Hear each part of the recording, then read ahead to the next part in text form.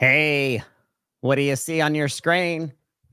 Is that a Shark Week. pharmacist? Is that a pharmacist swimming with a shark? The legal aspects of sharks out there that could bite you, that could ruin your career. Who knows what's going to happen? Welcome back to Shark Week with Darshan Kulkarni. Darshan, I am excited to have you here and have you back. I'm always excited to be here. I get to talk to the Podfather. I get to talk to the man, the myth, the legend, the origination of the Pharmacy Podcast Network. How do you not look forward to these days? And it's always one of those days that I look. Yesterday, I was looking at my calendar, going, "Oh crap! It is Legal Shark Week. It is time with the podcaster. It is time with the godfather of pharmacy podcasting, and I better be ready. I better come prepared because you check receipts. You better bring it because there's legal issues out there swimming around They that could are. disrupt businesses. A little bit of Milo's tea. I not giving me any money, and they're just showing up on the screen. But You can't skip though. There you go.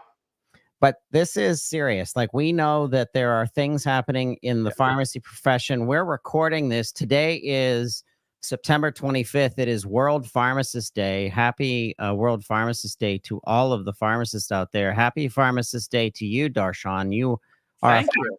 first before you're a lawyer. I am. I still think I'm a pharmacist first.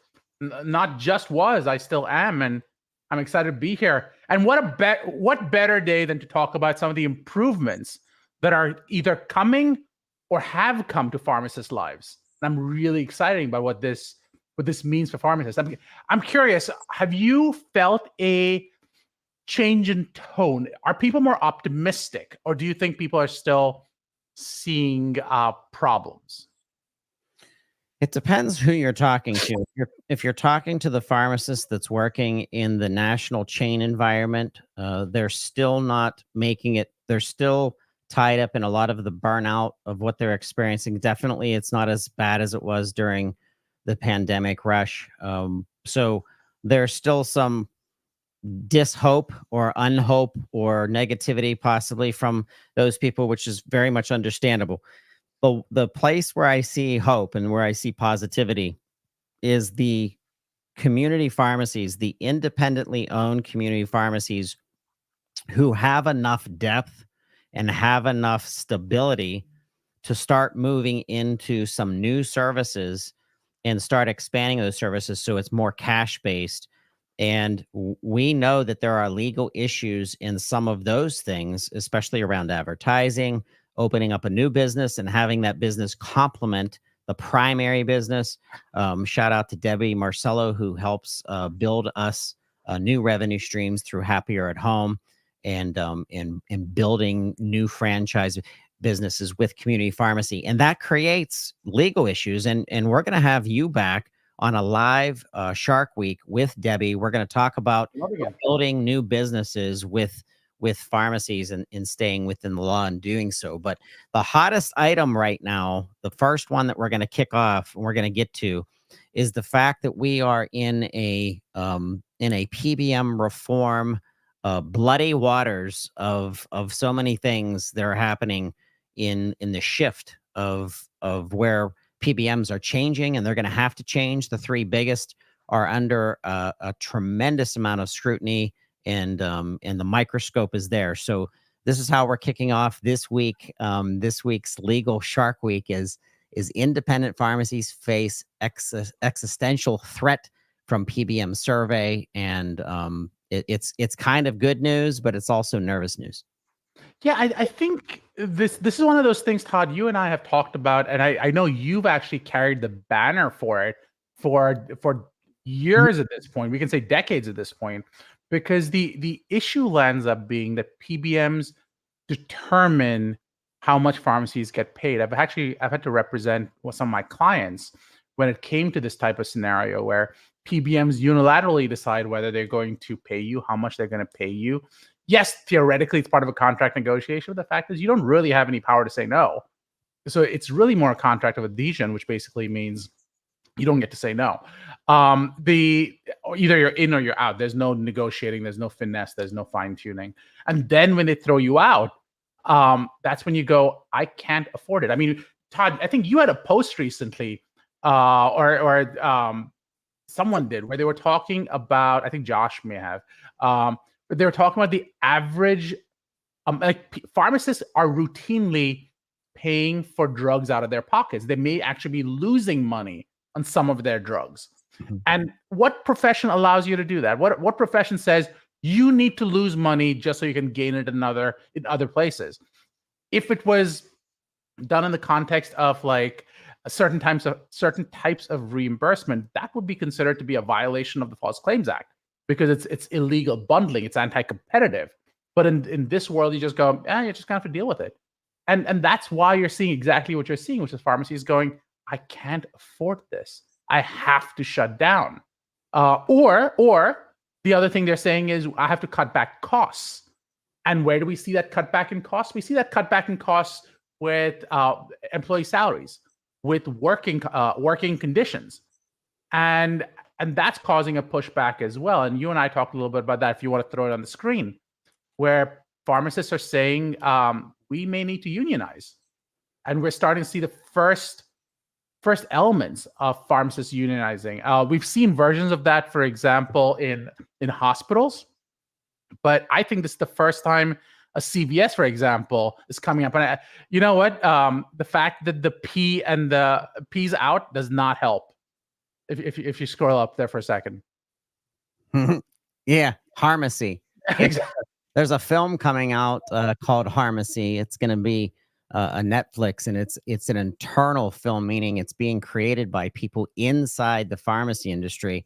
I'm so excited to see them rise, but that's interesting. It's CVS Pharmacy. That's really I mean, I wish I have to believe someone went and found this, because this is too too coincidental. It also doesn't help that they're right next to a liquor store. So what does that really mean? Yeah. I mean, let's give CVS some credit when credit is due as well, because it's easy to pick on CVS, right? The fact is that they were the first pharmacy that went out and said that we're not going to sell cigarettes. They were the first pharmacy, and let's be honest, I own a gas station, and I can tell you that cigarettes are a great profit margin, and they help run some of your stores. So I can see independent pharmacies saying, I would love to be in that scenario, but I can't afford it, because otherwise I'm shutting down. But I feel like unionizing is becoming the only option pharmacists individually have, but I don't know if this movement carries over into independent pharmacies, that might land up shutting these pharmacies down. So I think it's a good movement that's going to help protect pharmacists. I've worked I worked for 10 years, maybe longer, in Rite Aid. And quite honestly, I had a wonderful time working in most of the Rite Aids I worked in. But the fact is that those times are gone, and metrics kicked in. And the harsher the metrics were, the more difficult it became. And I think unionizing is the only way you can push back sometimes. I think legalization is going to come back as well, and laws are going to have to change, and we're seeing that as well with the PBMs. I'm sorry, I'm just sort of going on a rant, so I'll let you ask questions. But this is, as always, super fun to talk to you. So now, since talking to you last time, the big news that came from the FTC was Lina Khan, who is just she's a fighter, and she's teething. She's biting into the three largest PBMs and making huge amounts of investigations from the state levels to start digging and to start accelerating what this means for our pharmacy profession. And I think it's wonderful, because I started the PBM Reform podcast in 2019, and there was always a little bit of movement, tiny bits of movement, starting with Arkansas, that had a grand jury come out with a decision that was very favorable to pharmacy care and in independent community pharmacies.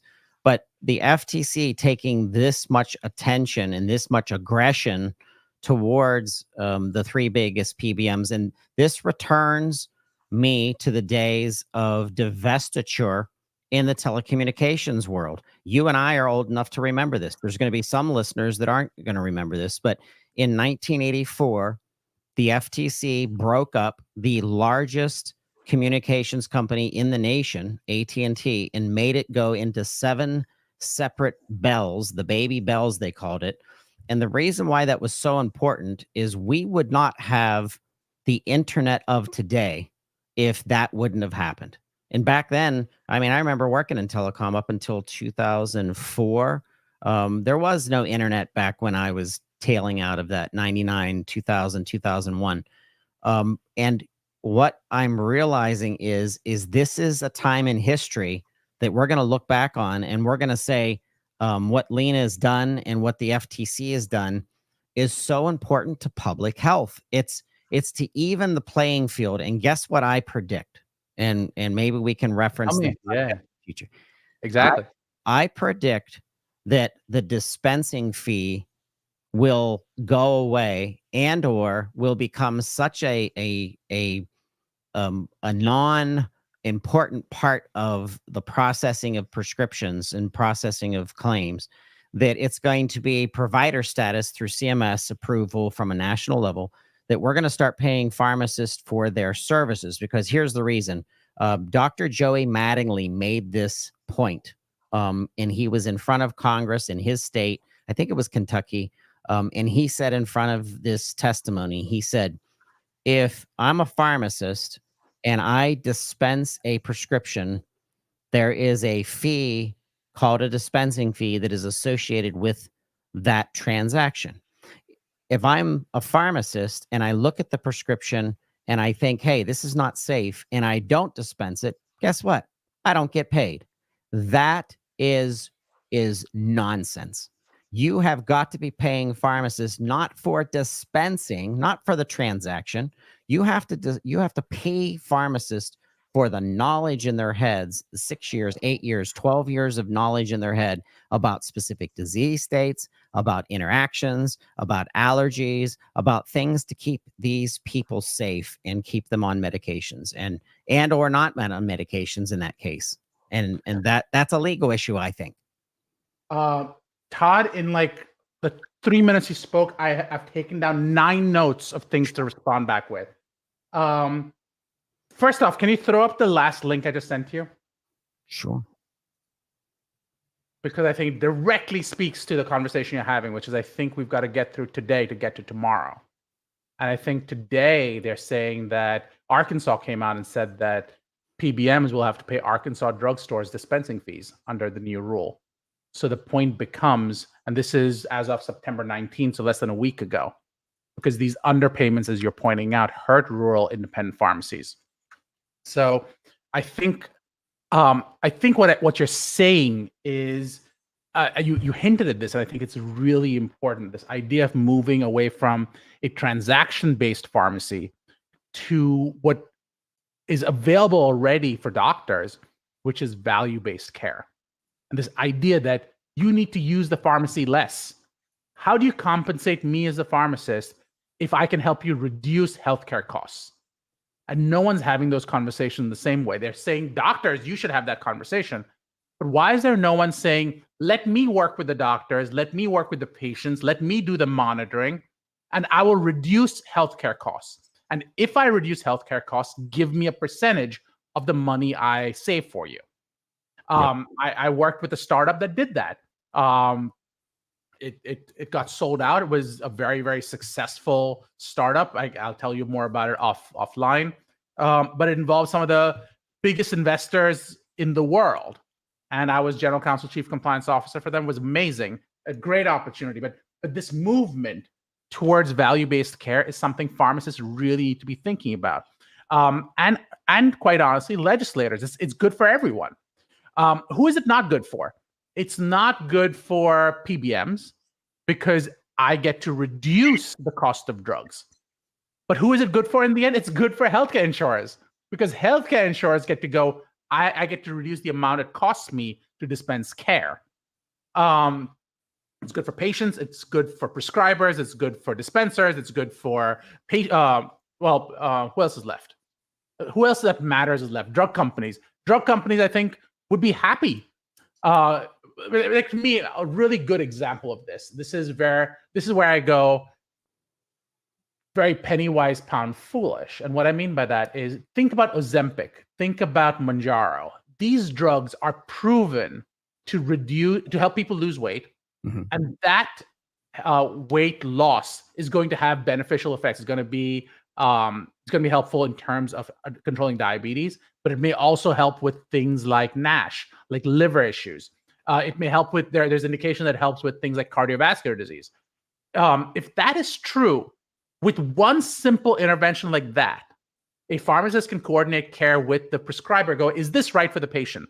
If this is right, can we reduce the cost of care for this patient by doing this one change? Yes, it's more expensive than not doing anything, but then I can reduce all these other medications, reduce the cost of hospitalization, reduce the number of hospital visits, and patient's better. And the patient gets to be happier and feel better and look better and all those things that go along with it.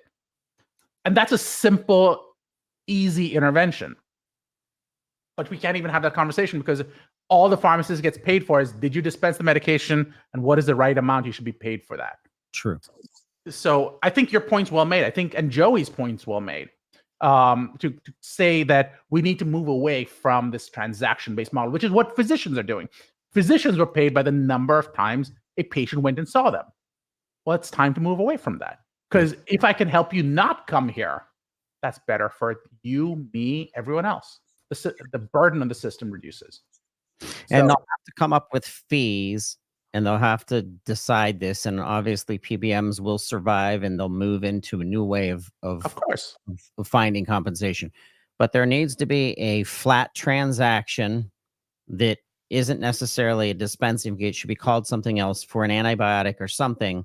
Mm-hmm. That pharmacists still did work on, still did checking, still did safety, still did Medispan and Wolters Kluwer or whatever other you're investigating. But the chronic condition patient is the most expensive patient. Yeah. So if you're concentrating on that individual and you start doing things that are more proactive and teaching this individual to take better care of themselves, you have one patient that stayed compliant. All of a sudden, they're reducing the amount of medications that they're taking. They're feeling better. They're working out. They may even attach to their Advantage card at the grocery store, giving them points into their insurance system, that the more vegetables that you buy, the less cost of your insurance. And then now the pharmacist comes in as the coach and saying, for that chronic condition that's there, hey, you're never gonna completely not be a diabetic. However, you are at the nice edge of the best optimal health that you could be at. And therefore that pharmacist that's been part of this coaching gets a bonus. They get more money because of the attention that they gave the patient. And now, instead of fast food pharmacy, which is plaguing us, and it's made us go in this whole situation that we're in kind of right now, instead of that, we have pharmacists who really start enjoying their positions as pharmacists and digging down into disease states and digging down into conditions and slowing down and talking with the patient, so that they can really maximize what is the definition of value-based care. So I love where you're going with that, because what you're talking about is what's called social determinants of health. This I know you know this, but for those pharmacists who are sort of stuck in just retail dispensing, that you haven't had a chance to dig yourself out and go, what else is going on? This is a whole new model that's going on. This idea that patient health is not only defined by basically the medication someone's on. Patient health is defined by a bunch of different things. Things like how easily is a pharmacy accessible? How close is the doctor? Are you living in a neighborhood where it's actually looked down on to be going out for a jog? Is it important that you take your medications? Is everyone else around you, quite bluntly, fat? And does that affect what you take into your body? And all of those, this is not fat shaming. This is health supporting your health. And this there you go. Talking about health equity. I think we need to have this greater conversation about whether pharmacists can move away. Is this sort of co-opting what doctors are saying? In fact, you might be able to pull up I don't know if we talked about this last time, Todd, but the AMA put out a position statement saying that they're worried about pharmacists encroaching on their territory, saying that pharmacists don't have the background to be like physicians. But the thing is, we're not trying to be physicians. We're trying to help physicians in our own independent way. And our process is in the medication world. And we want to help you reduce the amount of medications you take. And what you're talking about is exactly that. There you go. Don't expand pharmacists' scope of practice. And this is from, a month ago or so, plus or minus. I want to make a comment on this because this is coming from pharmacists that I talk to week after week. The pharmacists that have chimed in through social media, through Twitter, on this subject, have said that they work with physicians and not one physician agrees with this statement. Interesting. So, very strange how it's the association of itself that's more worried about scope creep than the actual trench warfare physician that's out there working with nurses and working with pharmacists for people's sake. So I don't believe that this is, in my opinion, I do not believe that this is real. That I think this is just from an association perspective. And I think this has to do with administrators worried about encroachment on funding, which may be tied back to the AMA getting more money. I don't know, but I call Fugazi on this. Well, I'll give you a different version of that though, because I work with physicians as well. So what may be good for an individual may not always be good for the profession. And I'll give you an example of that.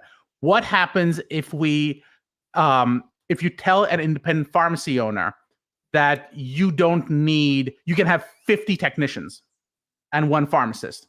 The individual pharmacy owner would be pretty happy with that because it means that his cost of production goes down and the cost of dispensing goes down. However, it may not be in the best interests of the pharmacy profession to do that because you might have more safety issues. You may have more other issues that pop up. It might be a similar thing, which is that an individual physician may say, God, it's great to take this load off of my shoulders. But the profession may say, we are having loss of turf. And quite honestly, I think the issue you face for the physicians is the idea that it's not just pharmacists, it's PAs, it's NPs, it's pharmacists. And quite honestly, it's not even any of those. It's going to be AI. That's the real war that healthcare professionals have to fight. I was doing my CE credits this year, my continuing education. And I was curious as I was going through the analysis and I was reading and sort of answering questions. Just out of curiosity, I went, I wonder if I take this question, throw it into ChatGPT, how often I get it right. I'd say, honestly, I did it over 90% of the times I got it right. And that's terrifying to me. Because I put in questions that were analysis-based. I put in questions that were multiple choice-based. It was getting them right on a more consistent basis. And I don't think I could do that. It was getting more right than I was as often as I was. And that was terrifying to me. I'm not worried. I mean, I'm a content creator. We just talked about this with Greg and with Will from two of the publishing giants of pharmacy, from Computer Talk and from RX Insider. Both have been around for more than 30 years in publishing, and none of us are worried about artificial intelligence taking our crafts away from us, and nor should a pharmacist or even a lawyer for that. So the accessibility of information so quickly to make determinations based on the weaving and the tapestry of what the answer is still needs a human being, still needs a Darshan Kulkarni, Esquire legal pharmacist out there really taking the specificity of the instance and now making the final determination of what you're going to talk to your client about as a lawyer, for example. So if you said 90% correct, that's fine, that's great.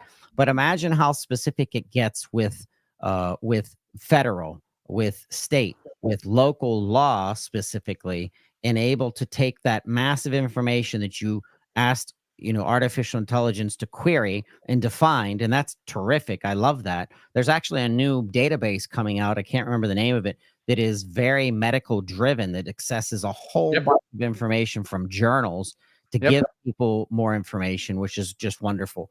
And so this article came out on LinkedIn this week by Vinjay Malik, who is a intellectual property immigration worker and lawyer himself. And this is about the emerging use of artificial intelligence in content creation and the legal issues of that. And what I'm saying is before you ever publish anything as an HCP, as a provider that's out there publishing, obviously, if you're going to use AI to help you, great. But you are the individual that's publishing that. So you have to make sure you go through it. Is it evidence-based? Is it correct? Is it doing? So you're the last line of defense as a pharmacist to keep people safe. And that's the same with content creation. So I think I agree with you in many ways, and I disagree with you in many ways. And I'll tell you why I agree and disagree with you. And that's always the fun of these conversations, right? We get to have that sort of multiple viewpoints. So the reason I agree with you is I think that in the end, why are we not worried about Dr. Google? And the reason we're not worried about Dr. Google is because Dr. Google tells you, it reminds me of Dr. House. It's what is it?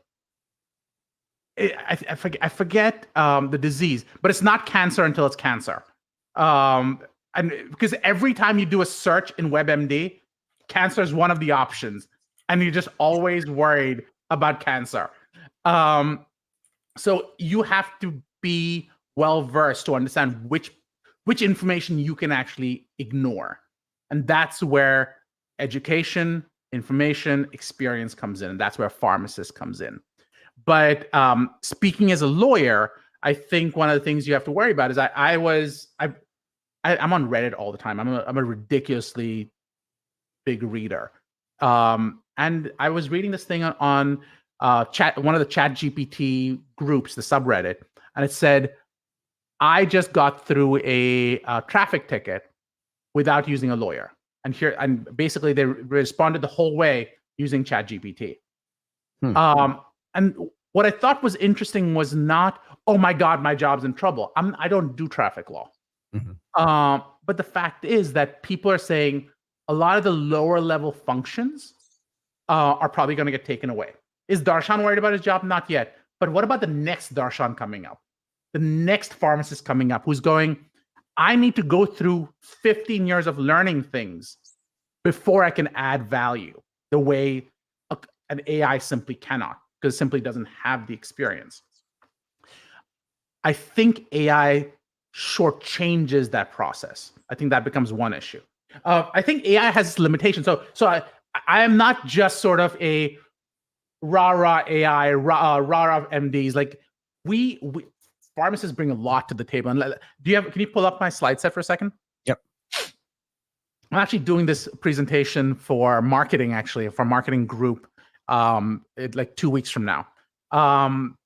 So it's called Life Sciences Dreaming for those people who care. It's in Valley Forge, Pennsylvania.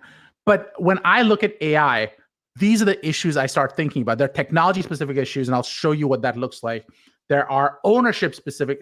So there are technology-specific issues, industry-specific issues. So this presentation is for the pharma industry, and then use-specific issues. So, for example, from a technology-specific issues, you're looking at ownership of inputted data, ownership of outputted data, data lineage, data hallucinations, precision, AI artifacts, and contractual concerns. And I'll quickly run through this because I know this is not a forum to have a full discussion.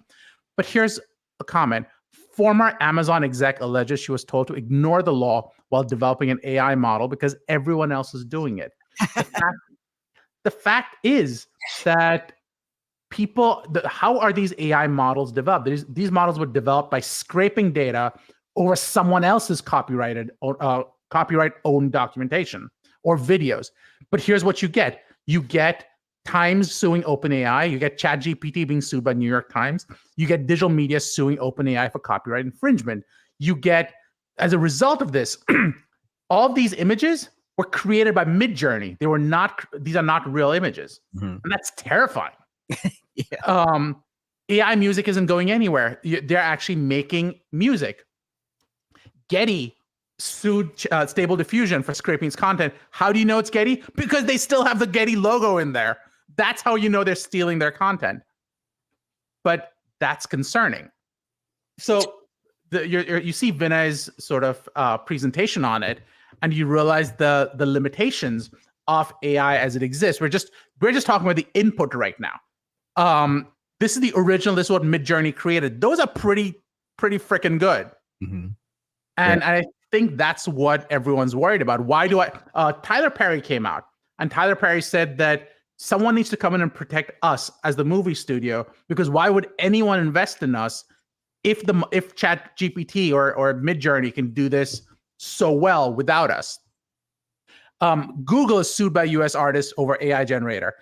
OpenAI says, no, it's fine. You can opt out, but you can't. In fact, one artist called it enraging. Now here's where you start eating each other. OpenAI's Sora is being trained on YouTube videos, except YouTube does not allow that. So what happens when Google sues OpenAI? And here's what's happening now. Under a proposed law from RIAA, AI companies would have to fess up on how they train the systems. FCC is actually dealing with deepfakes. This idea that people are now creating Donald Trump or Tim Walz to come on, or why am I forgetting the presidential candidate's name right now? Kamala Harris. Kamala Harris. Thank you. Brain fart. Kamala Harris, and you could have them say anything you want, and that's a problem. FCC is proposing an $8 million fine associated with that. But here's my favorite part. This is what ChatGPT says you own when you create content using ChatGPT. It says, to the extent permitted by applicable law, you retain ownership in the input and own the output. Except, as we just pointed out, they're already in copyright violation. They don't own it. So they can't give you anything because they don't own it. And as you'll see later, you can't actually own the output because there are copyright problems with that. So they give you rights to whatever they have, except they have no rights. Anthropic goes one step further. It doesn't even give you that. It goes, you own rights to your prompts. Well, no crap. I put in the prompt. Of course I own it. So, and Google doesn't even tell you. I had to ask Gemini who owns the information, who owns the data. It says Google Gemini likely owns the data. I find that to be problematic. To the point you were making, here's what the AI inventions are on patents. They're saying that, hold on. AI-assisted invention is not categorically unpatentable, but it should focus on human contributions. So to the point you're making, Todd, you need to go to the actual pharmacist. What change are they making? How are they adding value? That might be patentable. But something purely generated by AI is probably not going to be patentable. In many cases, it might not be copyrightable either. And I can sort of keep going. But here are some of the other issues with it. AI has a major black box problem. And what that means is you put a prompt in and it proposes an output. You have no control over how that output gets chosen, why that output is appropriate, why it weighed certain things one way versus the other. You can't really cross-examine that. And that is the problem with sort of the WebMDs of the world. A pharmacist can go, I don't believe this answer. Except that's not an option in many cases. With ChatGPT. And AI chatbots give error-ridden legal answers. Well, it works in, say, 50% of the cases, and people say that's good enough for me. We all know of the lawyers depending on it coming back to haunt you. There may be privacy issues with that, because there are it might be a GDPR violation. I love this. It's a privacy rights group called NOYB. I have to believe, and I don't know if it's true, but I have to believe NOYB stands for none of your business. But there are so many issues, and we can stop showing the screen. But the point I was making is there are so many different issues with AI that they do have to be considered. Pharmacists do add value, but let's not pretend that AI is not going to disrupt everything we do, because it will. The successful pharmacist is going to be the one that goes, how do I leverage AI Right. to be an additional tool in my tool chest, not the one that goes, I don't like AI. Because whether or not we like it, it's here. Yep. And Go the ahead. component of rights, I want to talk about that, because this Yeah. the right to the intellectual property, or the right to material that was created by fill in the blank. Yeah. There are no rights for AI yet, as in and of itself. But So generally right. Generally, I think you're right. It goes down to what is the human intervention that created that. So, but you're right. If it's purely created by AI, most countries, and again, it's not a clear answer yet. The Copyright Office is trying to figure out the answer as we speak. The Patent Office is trying to figure this out as we speak. Because how do you decide if there's adequate human intervention, and what is the adequate human intervention before you give it certain rights? So we don't know the answer to those questions. But I love where else you are going with some of the conversation we're having. This is such an interesting conversation, getting into so many different things. You talked about pharmacists. We talked about like value-based care. We talked about pharmacists saying, let me help you reduce the cost of the drugs you're taking on. One of the elements of that is telemedicine. We talked about telemedicine, I think, the last time we were on.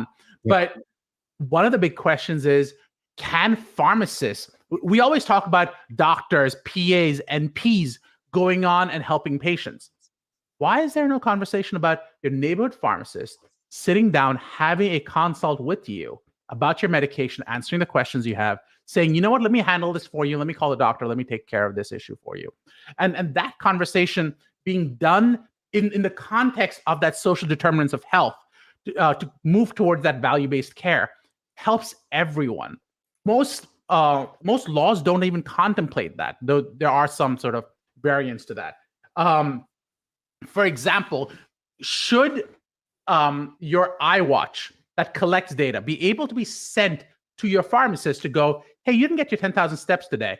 Your number came back lower. I also noticed that your heart rate's off. Maybe we can have a conversation about where this all takes you together. There's no such thing as a digital pharmacist who's evaluating all these different inputs to give you a better output, to get better quality of health for you as a patient. That's true preventative care. That's the holy grail that people talk about but never want to invest in, because how do you value that? And that's where pharmacists can make a ton of money, offer a subscription service, and say that's where we want. And it may be for pay, it may not be for pay, but it does get you individuals who want to be part of your pharmacy, want to come back every single week. That might result in other conversations that are happening. I love the term you had. You had this whole idea of fast food pharmacy, and this idea that we've moved towards the McDonaldization of pharmacy, to say that, oh, we're just going to dispense. I think there's so much more for us as pharmacists to do. And I think I could keep going on, but I'd love to talk a little bit more about a conversation we had going back a little bit further. We talked about Lina Khan. When she came on, she was really young. I think she was like 32, 33, 34, 35, like in that range. And people are like, she has no idea what she's doing.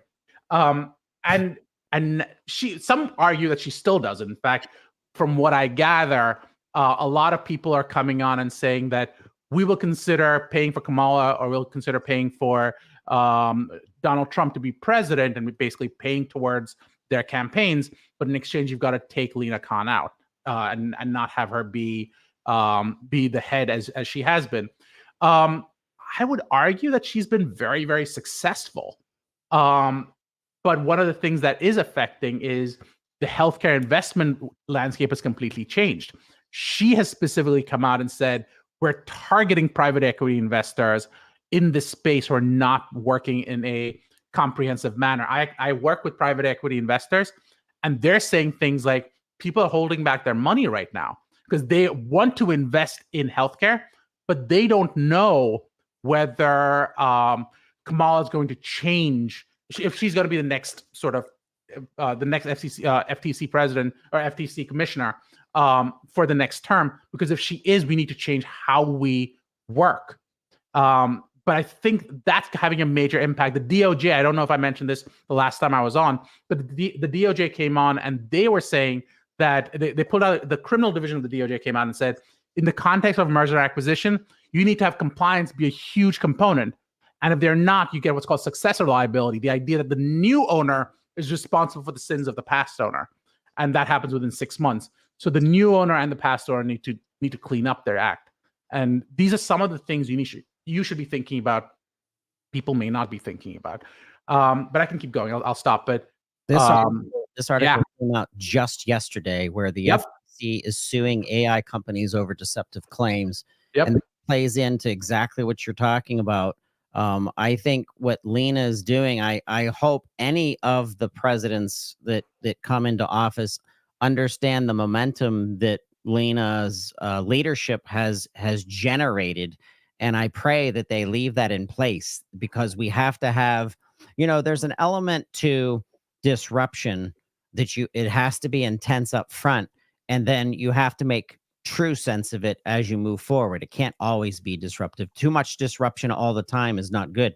But an initial punch in the face to really get the system rocked and to get it ready to be rebirthed, or to get ready for value-based care, what that means for insurance, what that means for outcomes. When we're talking about AI, the Federal Trade Commission announced a crackdown Wednesday on 5 artificial intelligence companies accused of defrauding customers. And that's unfortunate, but that's true. There's probably claims that people are like, wow, is going to do this, and then it doesn't, because no one is sitting down in a massive output of media saying, hey, I'm Darshan Kulkarni, and today's episode is all about the legalities of artificial intelligence. Nobody's teaching that. So we have to kind of make do as a consumer. I'm a consumer. You're the lawyer. You're the pharmacist. I'm the one here itching my head, because I'm like, well, what's fact and what's not fact? So you're talking about the FTC suing. You want to show my slide set, my screen for a second again? So this is actually a statement of voluntary compliance that came out earlier. Like, it got settled just recently. And this is a settlement in Texas around the Texas Deceptive Trade Practices Act. So it's a state level settlement, and it goes into exactly what you're talking about on AI and the claims being made. So those people who are eager to talk about AI recognize that you already have settlements.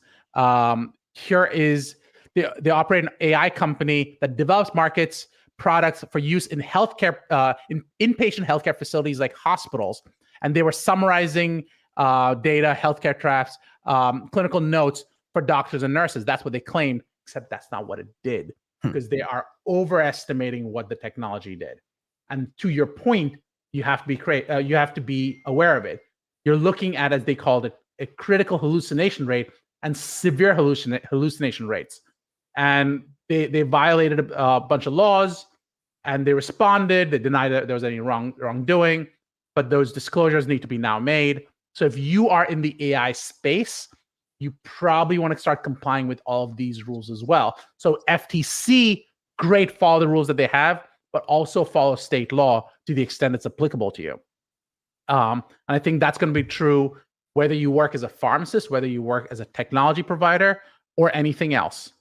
But I thought this was fascinating because AI is moving quickly. People thought we're another few years away from lawsuits. We already have our first one. Wow. Yeah, the aspect of where you go as a pharmacist, whether you're committed to your position in working for someone in the chain drug space, in the hospital system, but when you start moving into the entrepreneurial realm, for you, there's a lot more legal issues that you have to pay attention to. And if you're generating content that had leveraged AI, when you publish that, should you say in the publication this is written by me. However, I used XYZ AI database in order to gather the information. Do we have to disclose how we generated the documentation? Give me just 1 second. And I want to give a shout out to Dr. Thea Blystone of PharmD. The reason is she's from Meadville, Pennsylvania. She's creating programs for pharmacists to finally get paid for remote patient monitoring, for telemedicine, for clinical advisement, and moving forward. Some of this is going to be attached to state programs. Some of this is going to be private pay. But here is a pharmacist that definitely will. I'm going to reach out to her. I'm actually going to send her your information. Oh, awesome. But someone that is building her business for other pharmacists based on services and based on content and based on coaching. And where is that information being accessed from? Where's the database? Where's the sources of what we're coaching people's health? People's health. I mean, it's huge. I love it. Pull this up for a second that I have on the screen. So you were mentioning, should you tell people that you're using AI? YouTube is already developing AI detection tools for music and faces. So you may not have to. The system may do that for you if you aren't transparent. Right now, as we exist, I know. So I teach at Drexel Law, and I've taught at the Philadelphia College of Pharmacy in the past. And one of the questions we always get asked or have to deal with is, should students be able to use AI? My rule for my class is, you're allowed to use AI any way you choose to. However, you have to then tell me that you used it and know that I'm going to grade your exam a little bit harder than someone else's, because it's not fair if you don't. And people need to be able to. So I want you to enable that, because as I pointed out, I remember when I went to school, and you might remember this part as well. They'd say, "Oh, you can't use a calculator because you won't have a calculator in your pocket." Yeah, I do. I actually have a calculator in my pocket. Every single one of us does. And the same way we're going to land up with, "Oh, you can't use AI because you aren't going to have AI in your pocket." We all will. Yep. It's going to be in our pocket, outside our pocket, and everywhere else. True. If that's true, I think you should need to learn how to use it. If that's true, we need to know how to disclose, how to work in a transparent state, because the truth is, world where AI is ubiquitous. And I think what we're moving towards is what I think is the holy grail of learning and the holy grail of treatment. And no one talks about it quite yet in this way, but I think it is the most important thing to discuss, which is just-in-time information. The model we use right now is, I have to do all this learning in med school. I have to do all this learning in pharmacy school. I have to do all this learning in law school, so that when the time comes and someone asks me a question about, I don't know, does gabapentin help with seizures? I can go back into the resources of my memory and go, I think that gabapentin does help with certain types of seizures. What type of seizure? I'm going to have to go back and look it up, and I'll get back to you, and blah, blah, blah, blah, blah, blah, blah. What I think AI is going to do is going to tell you right then and there, gabapentin helps with these types of seizures. Here's how you do it. Here's what the treatment protocol would look like. And then you have to decide if that's right for this patient based on your experience with this patient. Mm-hmm. I think that's what just-in-time information is the holy grail. And just-in-time information, there you go, is where pharmacists, physicians, and everyone else is going to have to move. And it simply doesn't exist in that way. But I think between VR, AR, and AI, we're moving towards that. And I don't think we've seen the first systems come out that do this, but I think that's where technology is headed. So if you want to make the next multi-billion-dollar system, that's what that is. I'll tell you this. So there was Ritesh Patel, Senior Vice President over at Finn Partners. He works exclusively with healthcare companies in building content and supporting their message and their brands. He sent me a tool. He said, play around with it. And it was a podcast creation tool that I would feed it buckets of information, give it a summary of what this podcast is about based on the information. I get to pick a female voice or a male voice or whatever kind of sounding voice I want. I press enter, and now 2, 3, 5, up to 5 people are talking. They're all fake. They're all AI. Okay, that's cool, right? Yeah. But if I know there's a podcast, because I love podcasts, I listen, I create, I do it, and I learn mostly, obviously, from pharmacists through them. If I find out that I'm listening to a podcast that was generated from AI, from the perception of curiosity, I'm going to listen a couple times. But eventually, as a true podcast lover, I don't want to listen to that. I want the human experience. I want to hear the human aspect of it. I don't care how intelligent it sounds. I listened to the outcome of one that I built on the fly. It was the first one that I tried, and I listened to it, and it was okay, but it will never hold my attention because there's a lack of authenticity, in my opinion, when it came from something like music, something like acting, something like podcasting, something like, blog creation. I want the human element to it. And it's okay if you leverage AI to bring a lot of the intelligence and the data, because some of that stuff is pretty intense.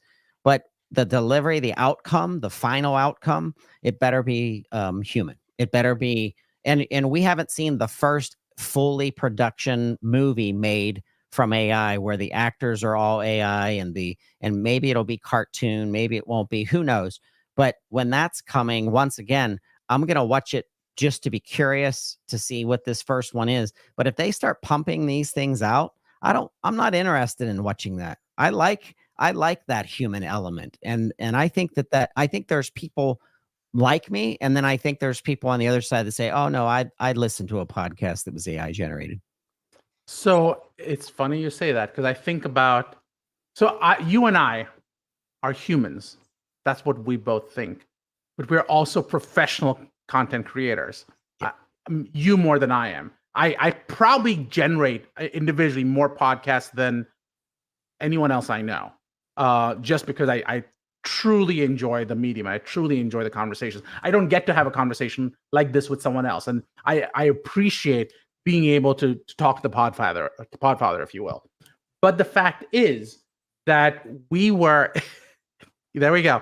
But the fact is that 20 years ago, 30 years ago, people said the same thing about ATMs. They said, no one's going to go use an ATM when you're talking about someone's money. No one wants to take that risk. Yet here we are today. So the fact is that there will be a bunch of people who go, I don't care. And as a result of that, you may land up with a specific type of audience that goes, I miss the natural growth of a conversation, which an AI is not set up to do as we speak. Like today's conversation, we started off with PBMs, and we're currently talking about AIs. That is either an amazing thing or a really, really bad thing. And depending on what you see it as, there's an audience for it. And there's an audience probably for both. But the fact is, you mentioned the movie and the fully AI created movie. I think the next generation is going to be, and you're gonna have to figure out what this all means. But what happens if I get to now go, I want to see the Avengers movie, but what happened after it? So it's choose your own adventure. Oh, and every movie is its own thing. So I'll tell you what I did. There's this amazing movie, and those people I'm a movie buff. Those people who like movies and sort of thinking movies. There's this movie called The Man from Earth. And the movie The Man from Earth is about an individual who was a Neanderthal and has lived and has never basically died. So think Highlander, if you will, but the same concept. And there you go. It's set up to be this this concept of what if a Neanderthal never died? And I went, that's fascinating. I love this movie. I went to ChatGPT, it was in its early days. I said, what would the next movie have been about? And what would the movie after that have been about? Mm-hmm. And I thought that was super fun. So it propose things like, well, that he meets another person who's like that. He meets a race of aliens comes in and he talks to them. In the past, he did blah, blah, blah. And to me, that conversation is something a movie will never be able to do because there's just not enough budget, not enough. So I think podcasting may hopefully what we generate and what we create will become the fruit that bears many trees, that creates its own forest each time. Yep. So we create this conversation about AI, and now someone else goes, I don't want to go do a Google search. What would Todd and Darshan say about AI and pharmacy in the context of PBMs? And I want a whole podcast just about that. And we can't have every conversation with everyone about every topic, but we created the first one. True. I think that could be the future. I want to say thank you to Kevin Peak for making a comment. He went back to podcasting and says that he thinks that AI should mainly be used for general moderation and not as a host. And he continued to kind of follow up and say maybe minute meetings and taking transcription. That's already true, though. I actually use that. And then he did follow up with your comment about the ATM. The ATM is a great analogy. I think the nature progression of AI will be similar. We will have human in the loop and resolve, process more complex transactions. I absolutely agree with that. I think using AI, I've started to use it more and more for show notes where I'll write the totality of my show notes and I'm curious what AI will do. And 9 out of 10 times I use what the AI does based on my input because it's a full, I write the full, I write the full show notes, but what it does is it organizes it better. And then when I put it out there, it's less confusing because sometimes as a writer, I write as fast as I talk. And sometimes I write too fast. Right. But no, this is why Todd, you and I had about, I think, 9 more conversations that were planned, but we're running out of time. So how are we doing on time according to you? We only have about 3 minutes left, so we got to wrap her up. But it does mean we have to do this again, and we have to bring on the individual you were talking about to have a multiple group conversation because that's what you do. You set up relationships and you help facilitate conversations no one else is having, conversations that tomorrow AI will reference back to and say, he is the podfather. That's right. And what I want to do is I want to pick issues that are impacting the people in our networks so that we can help to expand those issues. So if you have a legal issue that you've experienced yourself, if there's a certain treatment modality that you want us to dissect based on the law, I'm fascinated with how cannabis is going to be leveraged into the future of medicine. And I'm not talking about just the traditional smoking. I'm talking about the topical. I'm talking about the edible. I'm talking about future compounds and taking a pedigree effect. And that is the growth of a sativa in and of itself instead of the blending or instead of the hybrids and the endocannabinoid system. How's that going to be impacted? So I want to see where law and cannabis in healthcare is really going to land. And of course, there's bits and bytes to that in the realm of the sharks that are out there in the water. We can have a whole conversation about cannabis, can't we? Yeah, I mean, the shark in the water with it right now is the federal, age rescheduling. Still say no from a federal level, but the state to state is many states are now saying yes. So. And it's a run amok. It's too much Wild West. I think it needs to be in the hands of the pharmacists, the medication experts, the substance experts, and understanding how other things are impacting your systems. Because it's funny, Darshan, as soon as you legalize something or as soon as it's over the counter, there's a spike in issues or there's a spike in effects because consumers think, oh, I can do this or now I can. And it's usually in excess and it's usually used incorrectly. So I think there's an aspect of definitely cannabis and law. So we'll have to have a cannabis and law session. Well, I have one more thing that I want to pull up. I'm trying to see if I can find it. I thought it was the Utah Cannabis Center, Utah Poison Control Center that said that they had, and I could be wrong about that, but someone, here we go. Can you pull up my screen? Yep. So to your point, Utah sees an increase in poison control calls involving kids in cannabis. I hate this. I can't stand it. I wish these companies would just get sued for crossing lines with kids. I don't want kids involved. A matter of fact, if I'm king of the world, I'm going to say that it's physician, pharmacists, parents that make determination of substances and usage for your children. But to market it this way, making it look like candy, that's I want to see whoever has to hammer down on this, hammer down, because I don't like it. Yeah. And that's why you need to come back and talk to us and let's have a conversation about this, because FTC is not going to be happy. Lina Khan's not going to be happy. She will come after you and she's not afraid. Hey, listeners out there, I want to thank you for listening to this week's Legal Shark Week with Darshan Kulkarni. Please reach out to him on LinkedIn. He's very active on LinkedIn. Please tell us if there's an issue that you'd like us to dig into. This is your show for you as healthcare providers, my favorite healthcare provider. Happy World Pharmacist Day to all you pharmacists out there. And with that, Darshan, thank you so much for joining me on Legal Shark Week. Thank you so much. Thank you, Calvin, for joining in.